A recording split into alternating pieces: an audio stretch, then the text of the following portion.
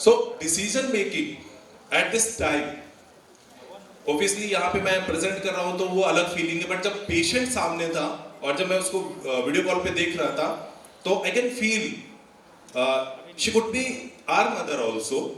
और उसके जो बच्चे थे जो आए हुए थे वो उनको उनके अंदर मैं देख रहा था कि मम्मी को जानने का जो कि मम्मी नहीं रहेंगी क्या हमारे बीच में, वो जो उनके एक्सप्रेशंस थे ना, मैं आपको एक्सप्लेन नहीं कर सकता। तो मुझे बहुत ज़्यादा उस टाइम पे उस केस के लिए वर्क करने के लिए प्रोत्साहित कर रहा था उनके एक्सप्रेशन की, यार मुझे कुछ करना चाहिए। सचिन नेफ्रोलॉजिस्ट, सीनियर नेफ्रोलॉजिस्ट थे, नाम नहीं ले उनको मैं, और सीनियर नेफ्रोलॉजिस्ट ने बोल दिया कि हेमोडायलिसिस करना पड़ेगा, स्टिल पेशेंट बचेगा नहीं, क्योंकि बहुत हालत खराब थी। मेरा लैपटॉप नहीं चल रहा, वरना मैं वीडियो भी दिखा देता। Please next slide. Case taking मैंने किया फोन में ही, क्योंकि मैंने क्लिनिक को ऑलमोस्ट बंद कर दिया था, और फोन में मैंने किया। तो उसका जब मैंने रिपर्टराइजेशन किया तो देखिए रिपर्टराइजेशन को मैंने बिल्कुल सिंपल किया, जो बहुत बेसिक सी चीजें, बहुत ज्यादा मैं डिटेल में नहीं गया, बहुत ज्यादा मैंने उसका कुछ माइंड नहीं दिया।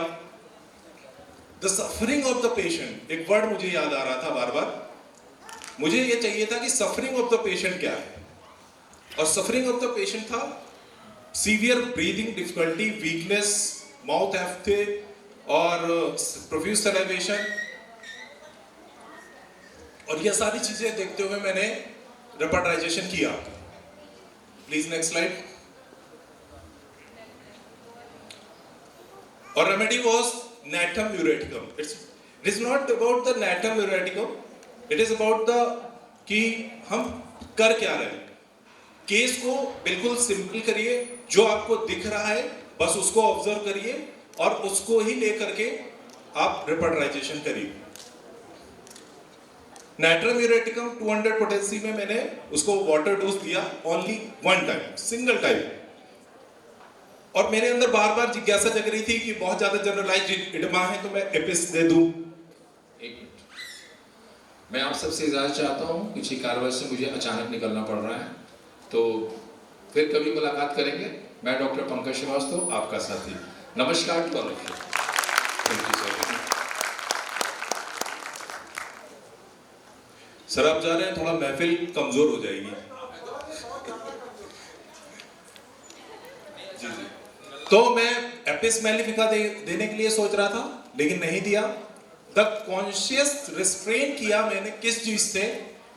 No mother tincture, no biochemic, no organ remedy. Please next slide. और मैंने रिक्वेस्ट किया कि प्लीज आर्ली मुझे बताइए, और यूरिन आउटपुट ग्रेजुअली मुझे बढ़ता हुआ नजर आया। अभी दिखाता हूं, प्लीज नेक्स्ट स्लाइड करिए। अब इसके आगे कर दीजिए। देखिए एफोरिज्म 3 में ये है कि भाई what is to be cure in disease, patient में क्या ठीक करना है। We need totality of the symptom, और what is curative in medicine. तो ड्रग प्रूविंग्स पे जो हमें सिम्पटम्स मिलते हैं वो हमारे लिए क्यूरेटिव पार्ट बताते हैं। And the third is very important also, that right remedy with right potency, with right dose, with right repetition is very important. Please next slide. यार हमारे 2-3 फोटो आप देखेंगे कि 24 आवर में 200 ml उसका यूरिन आउटपुट था, और आफ्टर द नाइट्रम्यूर 12 घंटे में उसका 250 ml यूरिन आउटपुट आ गया। 250 ml, आप बिलीव नहीं कर सकते कि बहुत अच्छा रिजल्ट है। This is homeopathy really, and the power of the single remedy. आप जब सिंगल रेमेडी करोगे तो आपको ये पता चलेगा। एंड एडमा रिड्यूस हो गया definitely, breathing difficulty settle down हो गई, ऑक्सीजन उसकी लगी हुई थी 2 लीटर पर मिनट पे, तो वो भी बंद हो गई। और patient demands for food, this is very important. Patient want to eat, this is very important. And patient now able to sleep, this is also very important. Please next slide. Creatinine next day मैंने उसका KFT करवाया, तो उसमें मुझे पता चला कि पहली बार उसका क्रेटनिन घटा 9.9 से 9.1, फिर आगे। और हाँ, पोटेशियम जो है 5 पॉइंट समथिंग था, अब 3.2 हो गया। Next slide. अच्छा हाँ, मैंने उसको मैसेज किया आप देख रहे हो जी, अल्हम्दुलिल्लाह बेहतर है और डिस्चार्ज हो गई है 3 दिन पहले। जो पेशेंट मरने वाला था वो पेशेंट डिस्चार्ज हो चुका। दिस इज मतलब मैंने ये पढ़ के मुझे कैसे फील हुआ मैं बता नहीं सकता। Please next slide. Same nephrologist ने बोला no dialysis required, please take your patient home. Please next slide. 17 Jan को उसका जो क्रेडिटिंग था 6.6 हो गया, और अभी मैंने मैसेज किया था उसको यहीं पे बैठे बैठे, तो उसका क्रेडिटिंग 4.4 हो गया और patient able to walk, learn everything. मतलब वो देख रही है, बात कर रही है, अभी वीडियो कॉल पे भी मेरी बात हुई, वो बिल्कुल normal. This is all my case. Thank you so much. बस एक छोटा सा मुझे आपको प्रेजेंट करना था। एक लर्निंग थी इस पे बहुत अच्छी कि हम लोग सब लोग जानते हैं कि सिंगल रेमेडी बहुत अच्छा वर्क करती है, बहुत अच्छा वर्क करती है, बट जब हम प्रैक्टिस करते हैं तो समवेयर हम लोग कंफ्यूज हो जाते हैं, कुछ लोग कुछ अलग से देते हैं। प्लीज सिंगल रेमेडी आप दे के देखिए, अगर वो पहले तो ठीक हो जाएगा तब फिर लर्निंग होगी, और अगर नहीं ठीक होगा तो भी लर्निंग होती है। दिस इज द थिंग मुझे आपको बताना। Thank you so much.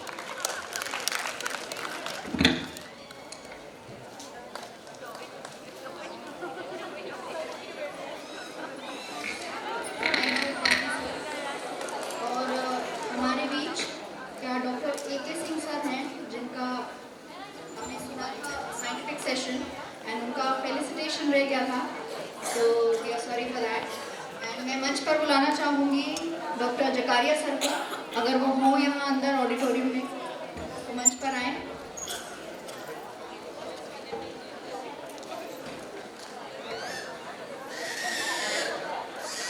मैं निवेदन करूंगी डॉक्टर आनंद चतुर्वेदी सर से इस मंच पर आएं और सर का सम्मान करें।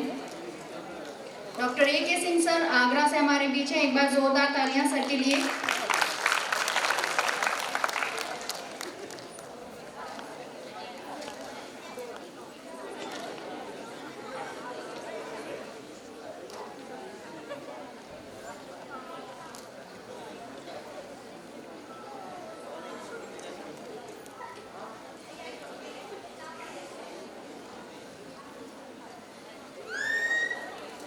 इनके साथ ही डॉक्टर इकबाल कासिम जी, अभी जिनका हमने सुना सेशन, वो भी मंच पर आए।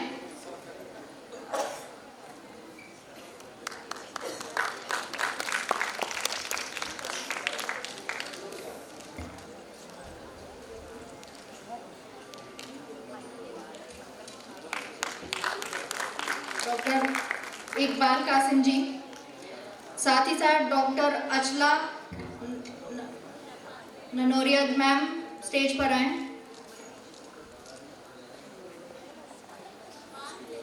Doctor Ruchita ma'am, doctor K C. Jain sir, doctor C M. Kaushik sir, doctor Santosh Yadav ji stage पर आए प्लीज।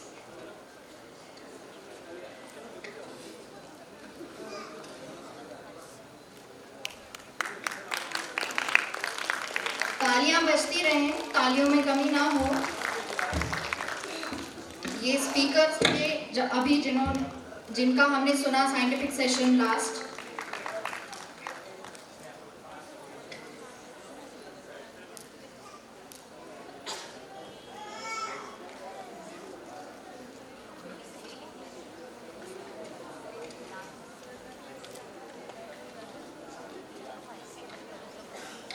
डॉक्टर के Jain sir,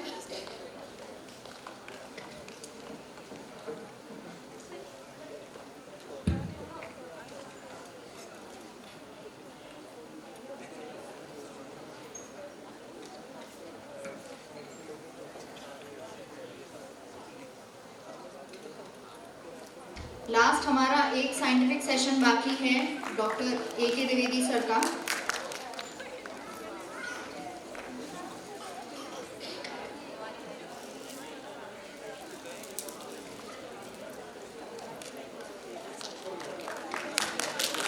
doctor Rashmi Chaurasia and doctor Reena Chaurasia please मंच पर आए।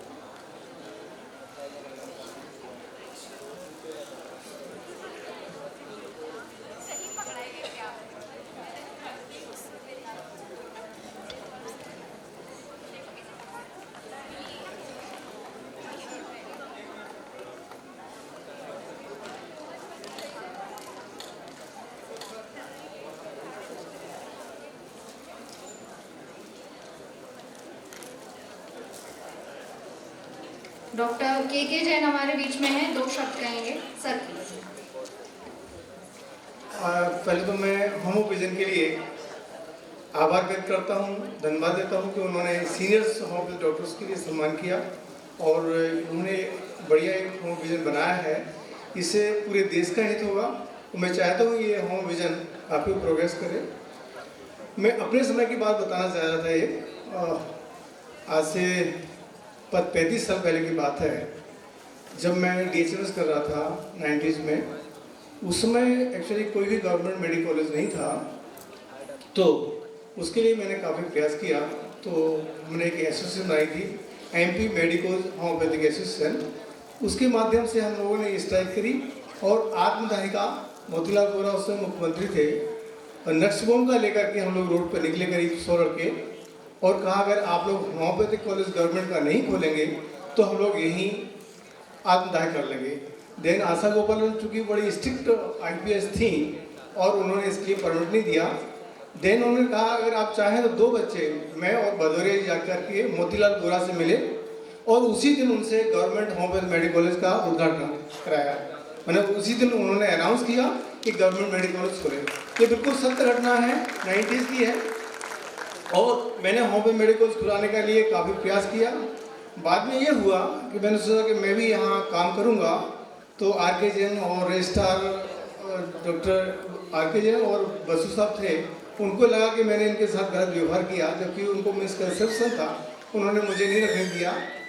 बहुत लंबे समय बाद मुझे एक लेक्चरशिप का चांस मिला और उसके बाद डॉक्टर मिश्रा के साथ में काफ़ी रहा, एसोसिएशन में भी रहा, काफ़ी प्रयास करता रहा।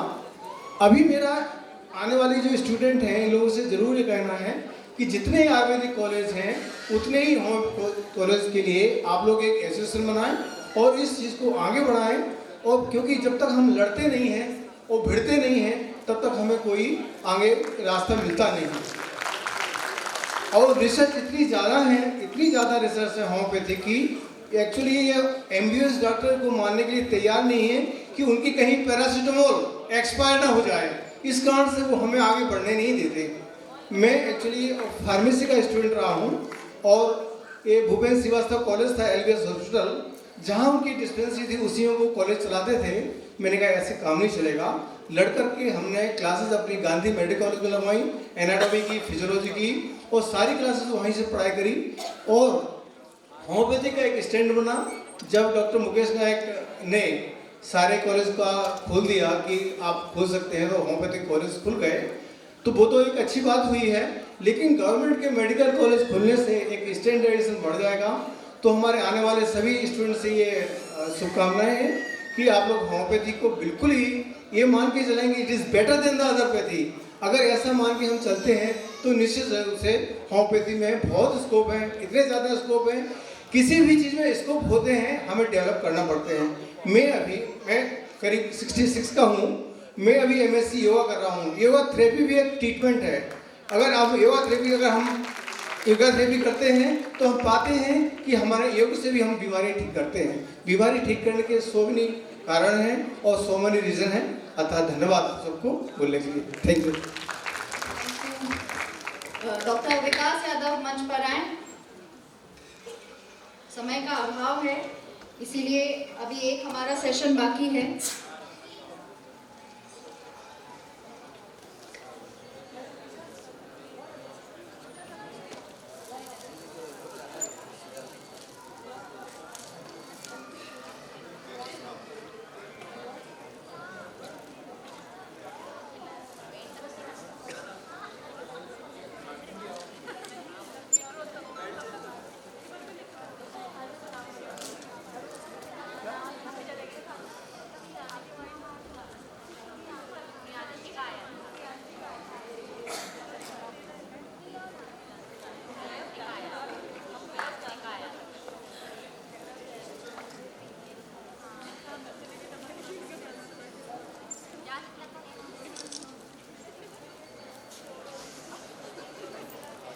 Dr. Reena Chaurasia and Dr. Rashmi Chaurasia.